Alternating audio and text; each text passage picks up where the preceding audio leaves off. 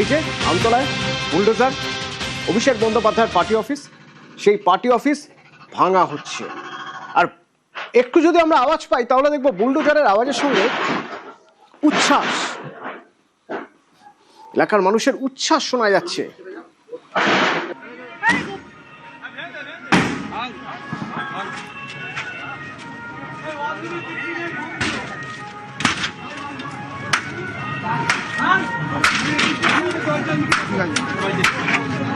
হাতুড়ির ঘা পড়ছে আর উপাস থেকে আওয়াজ পাওয়া যাচ্ছে ভাং ভাং। কারা? তাদের উচ্ছ্বাস, উচ্ছ্বাস এলাকার মানুষের। তার কারণ তারা বলতেন নামেই এটা সাংসদের অফিস, আসলে এখান থেকে হতো দাদাগিরি। ডায়মন্ড হারবার মডেল নাকি এখান থেকেই তৈরি হতো, ব্লু প্রিন্ট কন্ট্রোল করা হতো ডায়মন্ড হারবার এই আমতলার পার্টি অফিস থেকে। এখানে যারা থাকতেন তারা নাকি এলাকার নাম করা দাদা।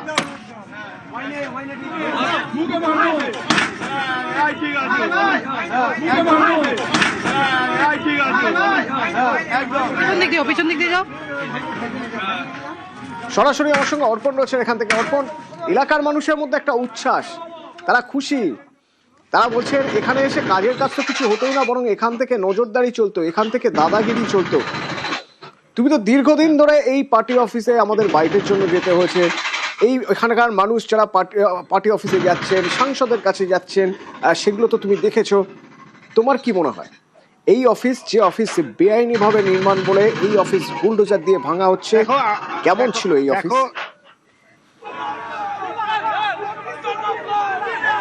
দেখো, এই অফিস শুধুমাত্র উচ্চ নেতৃত্বের জন্য, জেলার যারা এমএলএ, বিধায়ক এবং তার সঙ্গে এলাকার যারা বাহুবলী নেতা রয়েছেন তারা এখানে এসে বৈঠক করতেন। আজ পর্যন্ত সাধারণ মানুষ এই যে বিল্ডিং, এই বিল্ডিং এর দিকে কিন্তু তারা তাকাতে পারতেন না।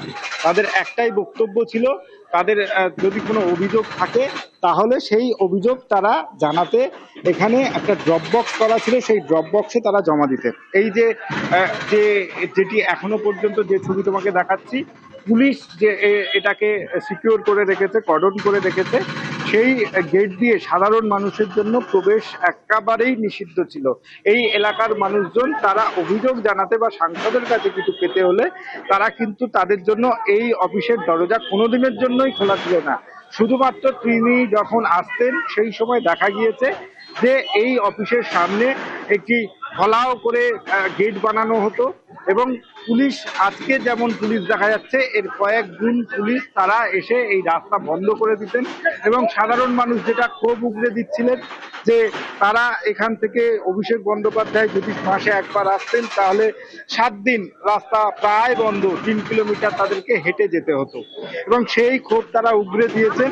এবং তাদের যে অভিযোগ, এইখানে শুধুমাত্র দাদাগিরি, কোন এলাকার কোন নেতৃত্ব তারা কিভাবে থাকবেন, কার হাতে এই এলাকার নিয়ন্ত্রণ যাবে, সেই শুধুমাত্র এই কাজই এখান থেকে হতো।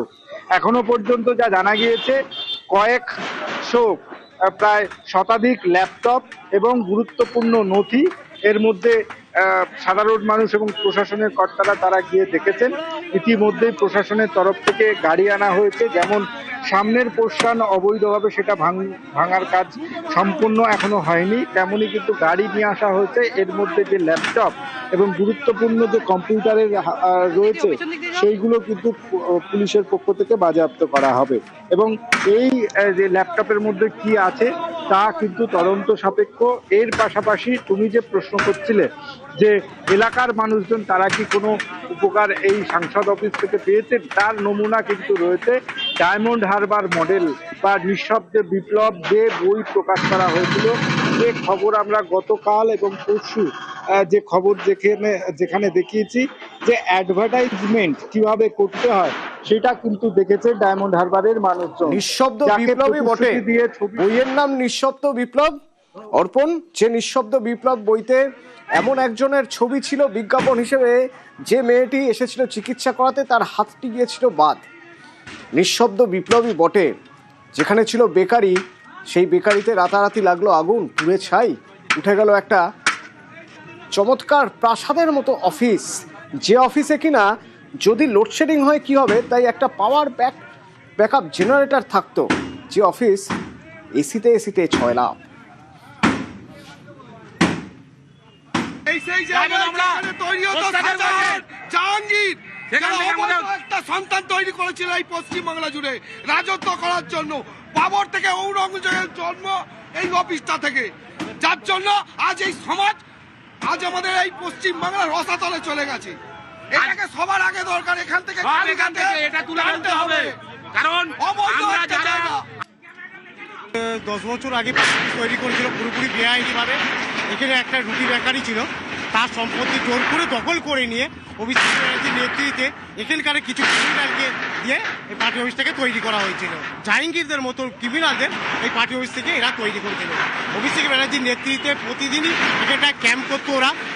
যখনই অভিষেক ব্যানার্জি এখানে আসতো তখনই সাধারণ মানুষের তো ক্ষতি করতো, প্লাস ছোট ছোট দোকানদার যত গাড়ি ঘোড়া যত আসতো তাদের কোনো কিছু শান্তিতে করতে দিত না, না মানুষ চলাচল করতে পারতো, না কোনো গাড়ি চলাচল করতে পারতো। কিন্তু আমরা চাইছি আজকে বিপত্তারিণীর দিনে বিপদকে আমরাকে তাড়িয়ে দিচ্ছি। এই অভিষেক ব্যানার্জির নেতৃত্বে এখানকার কিছু ক্রিমিনালরা হয়ে আমাদের আজকে আমতলা চত্বরটা পুরো নষ্ট করে দিয়েছে।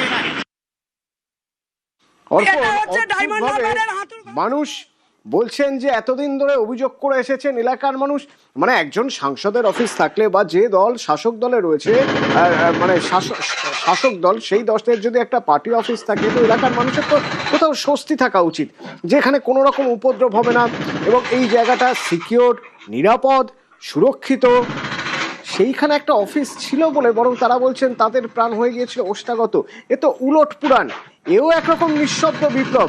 কখন যে কি হয়ে যাচ্ছে বুঝতে পারছেন না, বরং এলাকার মানুষ একটা টেনশনে থাকতেন যে এই অফিস থেকে না জানি কি হবে, কারা কারা আসবে, তারা আবার যাওয়ার সময় এই আশপাশের এলাকা দোকানপাটগুলো না 12টা বাজিয়ে দিয়ে চলে যায়।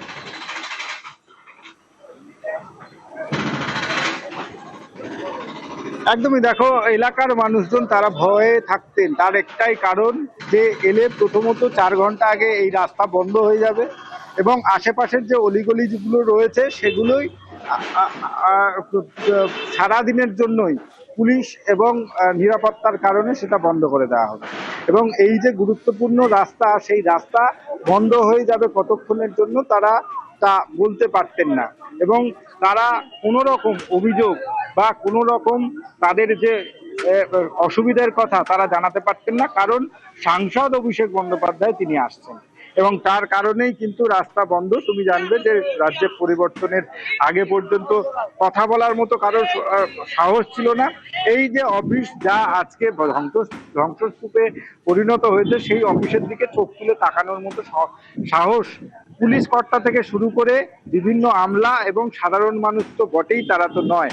কারণ একটাই, এখান থেকেই ভাগ্য নির্ধারণ হতো নেতাদের, ভাগ্য নির্ধারণ হতো এলাকার ব্যবসায়ীদের, ভাগ্য নির্ধারণ হতো এলাকার সাধারণ মানুষের, যে সে পাড়াতে থাকবে কিনা বা সে বিরোধী দল করছে কিনা বা সে এলাকায় কোনো বিরোধী দলে সাপোর্ট করছে কিনা। যদি করে এখান থেকেই তাদের ব্যবস্থা গ্রহণ করা হবে, এমনটাই জানা যাচ্ছে এবং এমনটাই তথ্য উঠে আসছে। এখনো পর্যন্ত পুলিশের তরফ থেকে বা এলাকার মানুষ তারা যেটা অভিযোগ করছেন যে এই অফিসে যারা বাহুবলী নেতা, যারা জনগণের নেতা, তারা তো আসতে পারতেন না, কিন্তু বাহুবলী নেতা তারা আসতেন, তারা এসে দীর্ঘ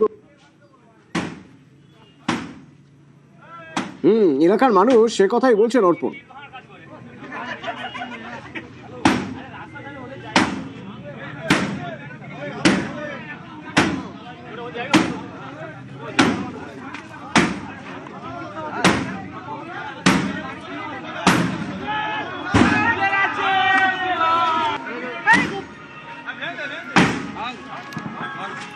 এটা হচ্ছে ডায়মন্ড হারবারের হাতুর ঘর ছিল অভিষেকের। এখান থেকে ক্রিমিনালের জন্ম হতো, এখান থেকেই যত মহিলাদের নিয়ে চক্রান্ত চলতো। প্রত্যেক ইলেকশনে এখান থেকে আমাদের যত ইলেকশন চলতো এখান থেকে অপারেটিং করা হতো। আমি বললাম এখানে কোনো পার্টির কোনো উত্তরীয় চলবে না, অন স্পট পাবলিকের লড়াই, সবাই এই পাবলিকের লড়াইয়ে সামিল হন।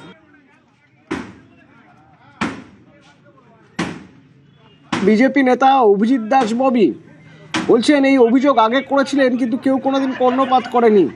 এলাকার মানুষ এবার বুঝতে পারছেন যে এই অফিসটা ভাঙাটা কতটা জরুরি ছিল, পুরোটাই তো বেআইনি, সবটাই বেআইনি।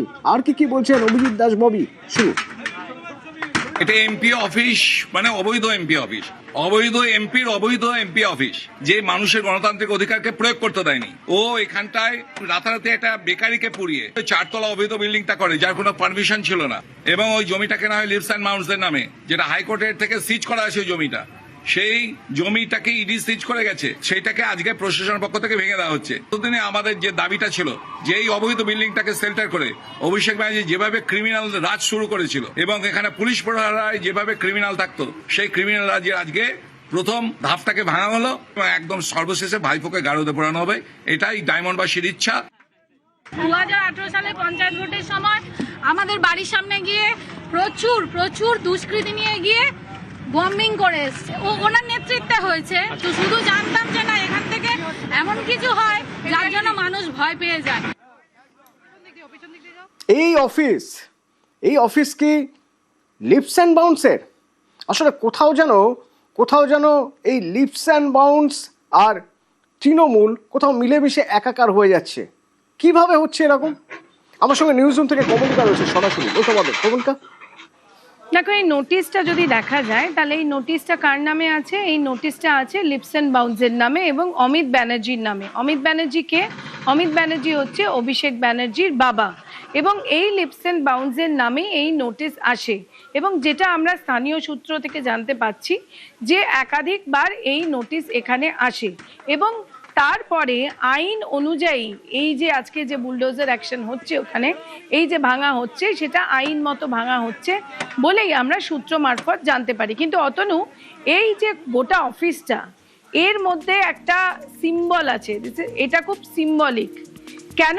কারণ তৃণমূল কংগ্রেসের, যদিও এখন তৃণমূল কংগ্রেসের অনেকগুলো ভাগ রয়েছে, কালীঘাট তৃণমূল, ঋতব্রত তৃণমূল, এনসিপিআই, কিন্তু এই প্রত্যেকটা 4-5টা যে টুকরো হয়েছে তৃণমূলের, প্রত্যেক মহলে গিয়েই যদি কান পাতা যায় বা তাদের সঙ্গে কথা বলা যায়, তারা কিন্তু বলবে যে এই আমতলার পার্টি অফিস শুধুমাত্র একটা পার্টি অফিস অভিষেক বন্দ্যোপাধ্যায়ের ছিল না, এটা ছিল দক্ষিণ 24 পরগনার যুবরাজের অফিস। এটা এমন এরা অনেকেই বলে, এবং শুধু তাই নয়, এটা মনে করা হতো যে দক্ষিণ 24 পরগনা, গোটা দক্ষিণ 24 পরগনা চলতো আমতলা পার্টি অফিস থেকে। যেরকম কলকাতার ক্ষেত্রে বা কলকাতার নেতারা বা রাজ্যের নেতারা কেম্যাক স্ট্রিট বলতো, কেম্যাক স্ট্রিট থেকে ডাক এসছে, সেরকমই আমতলা পার্টি অফিসের কিন্তু রাজনৈতিক গুরুত্ব অপরিসীম ছিল।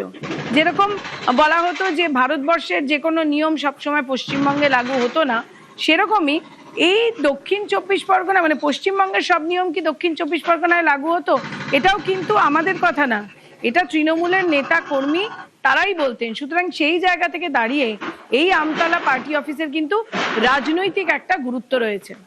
কমলিকা, এই অফিস শুধু না, সব মিলিয়ে আমরা যদি দেখি 17টা এমন নির্মাণ রয়েছে যে 17টা নির্মাণ নিয়ে নোটিশ দেওয়া হয়েছে বেআইনি। কোথায় এখান থেকেই বোঝা যায় যে ক্ষমতাটা ঠিক কোন জায়গায় ছিল।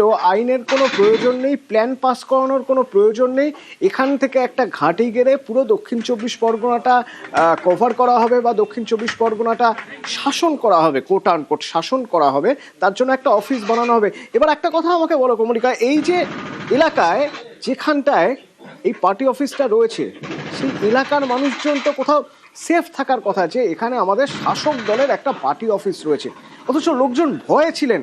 মানে এমন অদ্ভুত এক পার্টি অফিস। দেখো, এখানে যে প্রতিবেদন, আমাদের যারা সহকর্মীরা রয়েছেন এই আমতলা পার্টি অফিসের সামনে, তারা ওখানে বহু মানুষের সঙ্গে কথা বলছে, আর প্রত্যেকেই দেখতে পাচ্ছে যে মানুষের কি রিয়াকশন ওখানে। এবং আরও একটা জিনিস যেটা নিয়ে বারবার ওখানে প্রশ্ন উঠতো, যে যখন অভিষেক ব্যানার্জি আসতেন এখানে, তখন কিভাবে রাস্তাঘাট বন্ধ হয়ে যেত, এই সমস্ত কিছু নিয়ে অনেকেরই স্থানীয় অভিযোগ ছিল। কিন্তু আমরা দেখতে পাচ্ছি এই যখন পার্টি অফিস ভাঙছে, যখন অভিষেক বন্দ্যোপাধ্যায়ের অফিস ভাঙা হচ্ছে, তখন স্থানীয় যারা মানুষ, তাদের কি ধরনের বহিঃপ্রকাশ হচ্ছে, অর্থাৎ তাদের রাগের বহিঃপ্রকাশটা যেটা দেখা যাচ্ছে, সেটা কিন্তু একটা সাংঘাতিক। সেখান থেকেও কিন্তু অনেক কিছু সত্যি সামনে আসছে, এবং আমরা যে বিভিন্ন রাজনৈতিক নেতারা যারা কথা বলছেন আমাদের সঙ্গে, তারাও বিভিন্ন রকমের রিয়াকশন দিচ্ছে। সুতরাং এই যে পার্টি অফিসটা, এটার যে একটা অন্যরকম গুরুত্ব আছে সেটা বলাই বাহুল্য। আর সাধারণ মানুষ যারা ওখানে যারা রিয়াক্ট করছেন, যারা বলছেন যে তাদের কি অসুবিধা হতো বা কি হতো এই অফিসে, সেটাও কিন্তু জলের মতো খুব স্পষ্ট যে এই জায়গা মানে এটা কিন্তু একটা পাওয়ার সেন্টার ছিল। আমতলার পার্টি অফিস মানে বড় ব্যাপার। ঠিক বলেছো কমলিকা, ঠিক এই শব্দ বন্ধটাই বোধহয় জরুরি। এখানে পাওয়ার হাউস ছিল।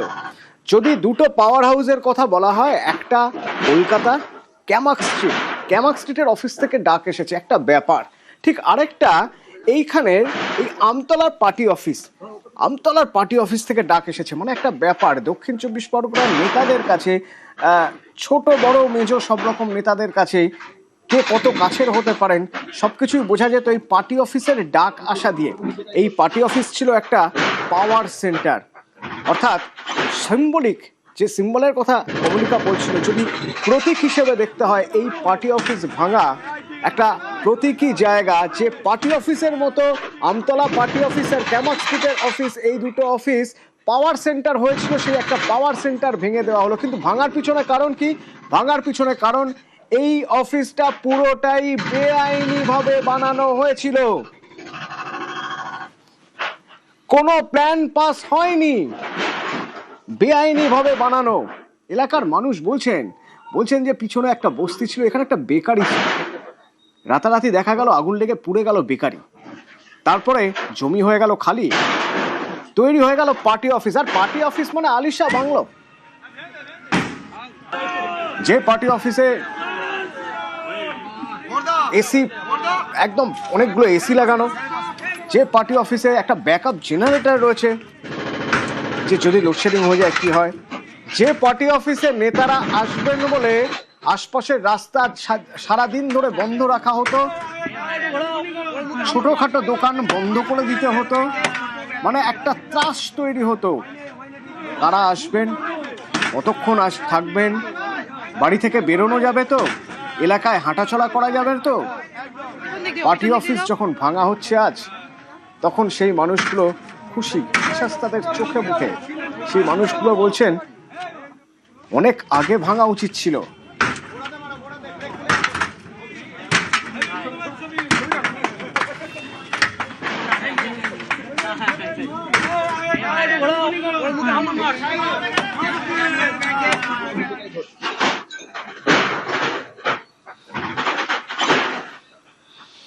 তৃণমূলের পাওয়ার স্টেশনের প্রতীক,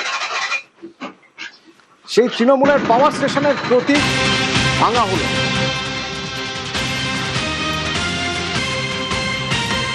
কেন ভাঙা হচ্ছে আমতলার ওই পার্টি অফিস? কারণ ওটা বেআইনিভাবে নির্মাণ। আলাদা করে পার্টি অফিস, পাওয়ার সেন্টার এসবের কোনো ভাবার জায়গা নেই, বেআইনি নির্মাণ। কারণ বেআইনি নির্মাণে জিরো টলারেন্স। আসানসোলে দেখুন, আসানসোলের সালানপুর, সেখানে উচ্ছেদ অভিযান চলছে। সেখানে ডিভিসির আবাসন দখলের অভিযোগ। এমন নয় যে দুম করে সেখানে উচ্ছেদ হচ্ছে, আবাসন খালি করার নোটিশ আগেই দেওয়া হয়েছিল, কিন্তু নোটিশের পরেও আবাসন খালি না করায় এবার আবাসন ভেঙে পার্ক তৈরির তোড়জোড় করছে ডিভিসি।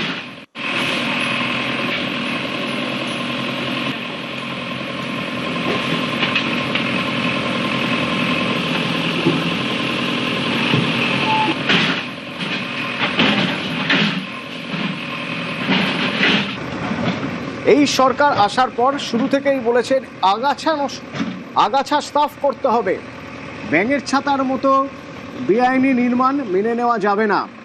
ঠিক তার পরপরেই কিছু ঘটনা ঘটলো, যে ঘটনাগুলো চোখে আঙুল দিয়ে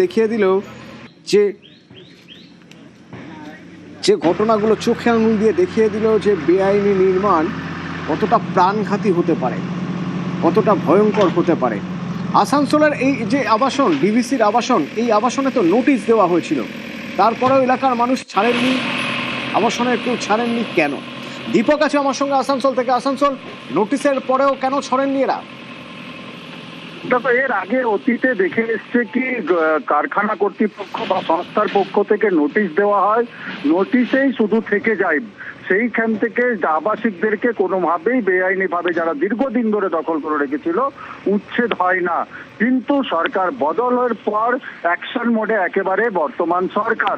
ডিবিসির পক্ষ থেকে আগেই নোটিশ দেওয়া হয়েছিল কি আবাসনগুলো খালি করে দেওয়া করে দিতে, কিন্তু আবাসিকরা না খালি করার ফলে কিন্তু আজ দেখা যাচ্ছে বুলডোজার নিয়ে গিয়ে সেই আবাসন থেকে আবাসিকদেরকে বার করে যে আবাসনগুলো ডিবিসির পরিত্যক্ত বলে আগেই জানিয়েছিল সেই আবাসনগুলো একেবারে ভেঙে দেওয়া হচ্ছে এবং সেই আবাসন ভেঙে পড়ে ওই জমিতে শিশুদের জন্য পার্ক তৈরি করে দেওয়া হবে। কেন পার্ক তৈরি করে দেওয়া হবে? কি আবার বেআইনি ভাবে কোনো মানুষ সেই জমিতে বসবাস বা বেআইনি ভাবে বা আবাসন নির্মাণ করে পরে বসবাস না করতে পারে, তার জন্য শিশুদের জন্য খেলার পার্ক তৈরি করে দেওয়া হবে। এবং শুধু নোটিশ দিয়ে পরে 1-2টি আবাসন এই নোটিশ দেওয়া হয়নি, শতাধিক না আবাসন ডিবিসি দামোদর ভ্যালি কর্পোরেশনের সব শতাধিক আবাসনগুলিতে আবাসনে নোটিশ দেওয়া হয়েছে।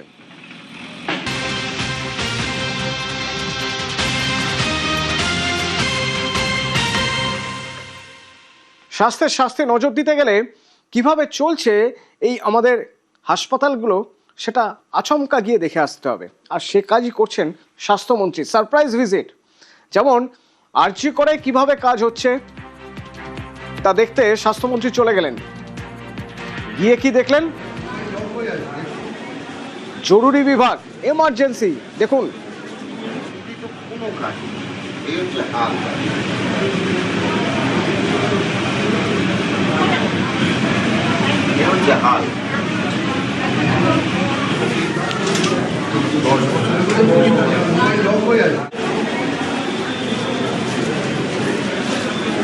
অসুস্থ হলে চিকিৎসা করাতে মানুষ হাসপাতালে যান।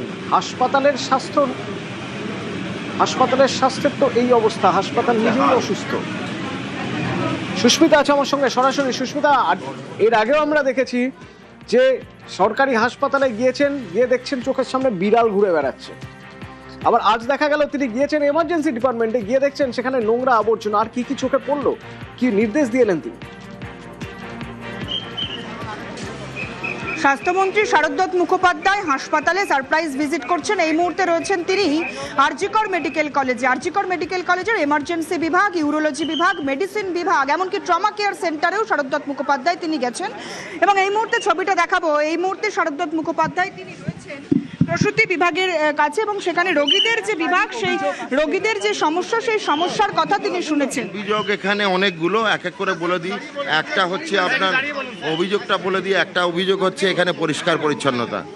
নন মেডিকেল সুপারিনটেন্ডেন্ট যারা ছিল তারা এই পরিষ্কার পরিচ্ছন্নতার দায়িত্বে, তাদের সঙ্গে আমি বৈঠকে বসবো। সজাগ করা হয়েছে, সচেতন করা হয়েছে, এভাবে হাসপাতাল অপরিচ্ছন্ন রাখার দায়ে কারণ নেই। তাদেরকে দায়িত্ববোধ কি করার উচিত কি বলে বোঝানো হয়েছে। 48 ঘন্টা সময় দেওয়া হয়েছে আরজিকরকে পরিষ্কার পরিচ্ছন্ন রাখার জন্য। আরশোলার কথা বলা হয়েছে প্রচুর, রুগীরা যেটা বললেন আপনারাও শুনলেন, সেটার জন্য পেস্ট কন্ট্রোলের ব্যাপার, সেটাও নন মেডিকেল সুপারিনটেন্ডেন্টের দায়িত্ব বলা হচ্ছে। এছাড়া হচ্ছে ওয়েটিং টাইম অপারেশনের জন্য অনেকটা বেশি।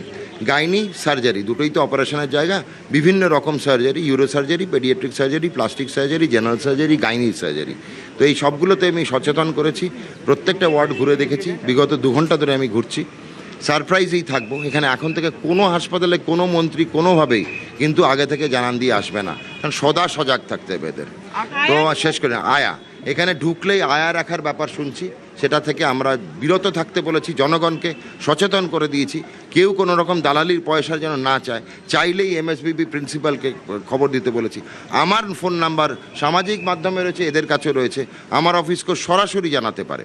অনেকের কোনো সময় হয়তো খরচা, ওষুধ পাচ্ছে না, দামি ওষুধ আমাদের সাপ্লাইতে নেই, বলেছি কিনে নিতে মুখ্যমন্ত্রী ত্রাণ তহবিলে। আশা করি আমাদের মাননীয় মুখ্যমন্ত্রী, মানবিক মুখ্যমন্ত্রী শুভেন্দু অধিকারী মহাশয় এগুলোর ব্যবস্থা নেবেন। আমি নেক্সট যাচ্ছি স্বাস্থ্যকর্মী তথা পড়ুয়ার যে ছাত্রছাত্রীরা আছে তাদের সুরক্ষা, হস্টেল দেখা। এটাই মনে রাখবেন যে সুরক্ষা যে সে ভেঙে পড়েছিল তার পীঠস্থান হয়ে দাঁড়িয়েছিল এটা, তো সেটাকে আমি দেখে নিচ্ছি একবার, তো যাতে ছাত্রছাত্রীদের সুরক্ষা বিঘ্নিত না হয় আর কি অবস্থায় আছে। সুস্মিতা, একটু জানা যায় যে একটা ডিপার্টমেন্টও কি উনি দেখতে পেলেন যে ডিপার্টমেন্টটা মোটামুটি ভালো পাস মার্ক পেয়েছে? দেখো একটু কথা বলবো, তাহলে সেটা সরাসরি শারদত্ত মুখোপাধ্যায়। অভিষেক বন্দ্যোপাধ্যায়ের এই অভিষেক বন্দ্যোপাধ্যায় থেকে সাংবাদিকরা বেরিয়ে আসতে পারছেন না। অভিষেক বন্দ্যোপাধ্যায় নিজে বেরিয়ে আসছেন, নিজে সবার সামনে বলছেন উনি দোষী। এবার ওনার খালি গ্রেপ্তারের অপেক্ষায়। কণ্ঠটাও ওনার কণ্ঠস্বর রোধ কারুরই করিনি, ওনারও কণ্ঠস্বর রোধ করিনি, টেস্টিং হয়ে গেল। পার্টি অফিস যেখানে যেখানে বেআইনি সেগুলো হয় উনি নিজে ভেঙে দিতে পারেন, নাহলে আমরা ভেঙে দেবো। আর ওনাদের 21শে জুলাই বড় অনুষ্ঠান আছে, তো অনুষ্ঠানের জন্য আমরা জায়গাও দিয়ে দিয়েছি। মমতা বন্দ্যোপাধ্যায়ের কালীঘাটের বাড়ির বৈঠকখানা ওদের জায়গা, সাংবাদিকদের পর্যাপ্ত জায়গা থাকবে, আপনারা বসার জায়গা পাবেন। আপনার 21শে জুলাই তৃণমূল কংগ্রেসের শহীদ দিবসে আমি চাই সাংবাদিকরা যেন কালীঘাটে যায়। হাসপাতাল ঘুরে কোন দপ্তর বা কোন বিভাগ আপনার সবচেয়ে আলাদা করে হ্যাঁ, ভালো পরিষ্কার সব ইনডোরগুলো পরিষ্কার না দিদি, একটু ওরমভাবে বললাম না, এখানে তো সব মৃতদেহ বেরোচ্ছে না, এটাও আমায় মানতে হবে। এখানে জীবন্ত মানুষের সংখ্যাই বেরোচ্ছে ছুটিতে বেশি, আমি সেটাও মনে করি। পরিষেবা আমরা খারাপ কেউ ইচ্ছে করে দেয় না, পরিকাঠামোর অভাব আছে, তাই জন্য পরিষেবা খারাপ হতে পারে। কিন্তু এমন তো নয় সরকারি হাসপাতাল থেকে 51% মৃতদেহ বেরোচ্ছে না। যেরকম মৃতের রেট সরকারি হাসপাতালেও বেসরকারি ঝাঁচকচকে হাসপাতালও সেটা চেঞ্জ হয়নি। সুতরাং পরিষ্কার পরিচ্ছন্নতা, পরিকাঠামোর অভাব সেগুলো আমরা ঠিক করব, কিন্তু পরিষেবা আপনি যদি দেখেন যে আপনাদের স্ট্যাটিস্টিক্স দুটোই সেম, আলাদা কিছু নেই।